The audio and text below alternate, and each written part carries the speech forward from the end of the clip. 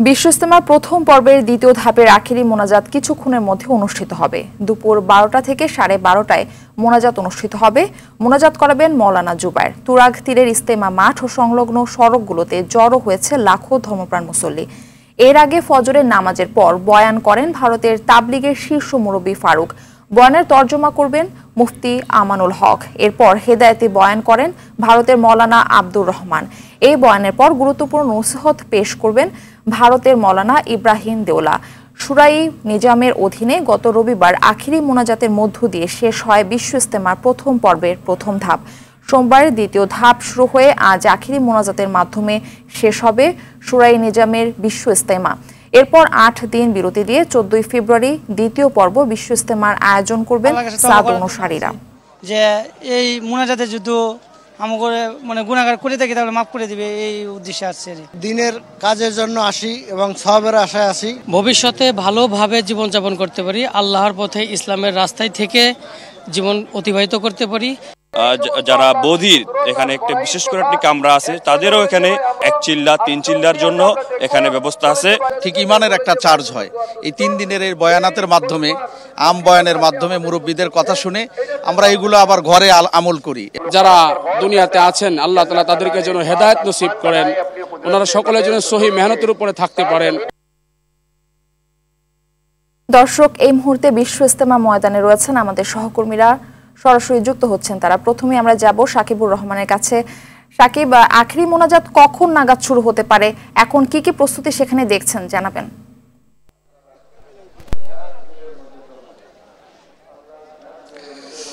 Murphy, আসলে কিছুক্ষণের মধ্যে আখেরি মোনাজাত শুরু হবে। প্রথম পর্বের দ্বিতীয় ধাপের প্রস্তুতি সব শেষ, এখন বয়ান চলছে।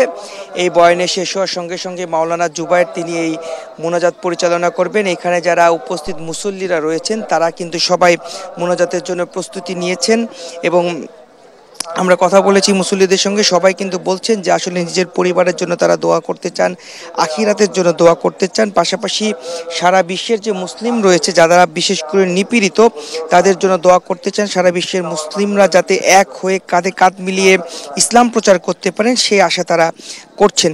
এবার কিন্তু একটি ব্যতিক্রমভাবে এই ইজতেমা আয়োজন হচ্ছে। প্রতি বছর শুরাই নিজাম তারা একবারে ইজতেমা করে, সারা দেশের মানুষ আসে, কিন্তু সেখানে যখন মানুষ বেশি হয়ে যায় যার ফলে কিন্তু এটিকে তারা 2 ভাগে করছে। প্রথম ভাগে 40টি জেলার মতো মানুষ এখানে এসে অংশ নিয়েছিলেন, এখন বাকি জেলার মানুষগুলো এসে অংশ নিচ্ছেন। এতে করে তাদের চলাচল এবং এখানে থাকতে খেতে সুবিধা হয়, যার কারণে কিন্তু তারা 2 ধাপে এই ইজতেমার আয়োজন করেছেন। 31 জানুয়ারি এই ইজতেমা শুরু হয়েছিল এবং 2 তারিখে এক অংশের আখেরি মোনাজাত হয় এবং 3 তারিখে শুরু হয়ে আজকে আখেরি মোনাজাতের মধ্য দিয়ে এই ইজতেমা শেষ হবে এবং পরবর্তীতে 7 দিনের একটি গ্যাপ রয়েছে। 7 দিন পরে কিন্তু সাতপন্থী যারা রয়েছেন তারা এখানে ইজতেমা আয়োজন করবেন এবং এই ইজতেমার আরও খবরাখবর জানানোর জন্য আমাদের আরেক সহকর্মী আরেক প্রান্তে রয়েছে, সেখান থেকে আমরা একটু জানবো। তারেক, জানাবেন আপনার ওই প্রান্তের কি অবস্থা, মানুষ কেমন দেখছেন, রাস্তাঘাটে আসলে কোনো জায়গায় ট্রাফিক নিয়ন্ত্রণ করা হচ্ছে কিনা সেই বিষয়টিও জানাবেন।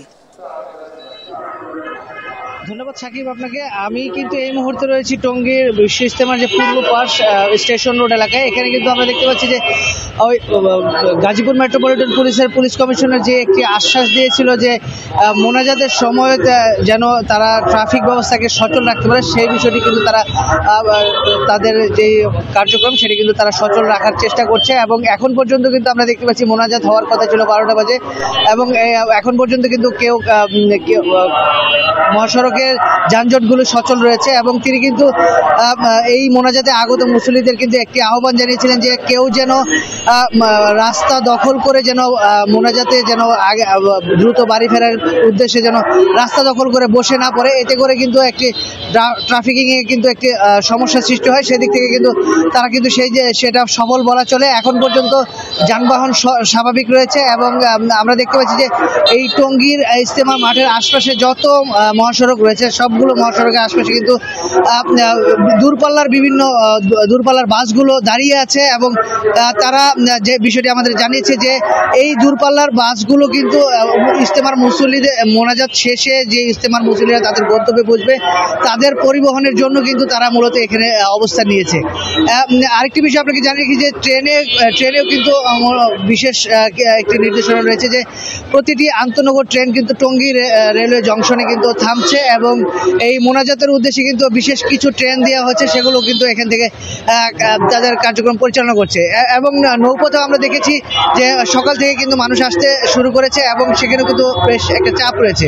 তো সব মিলিয়ে বলা চলে যে আইন শৃঙ্খলা এবং ট্রাফিকিং ব্যবস্থা কিন্তু স্বাভাবিক রয়েছে এবং সবকিছু স্বাভাবিক থাকলে এই ইজতেমাকে তারা সফলভাবে সম্পন্ন করতে পারবে বলে মনে করছে সকলে।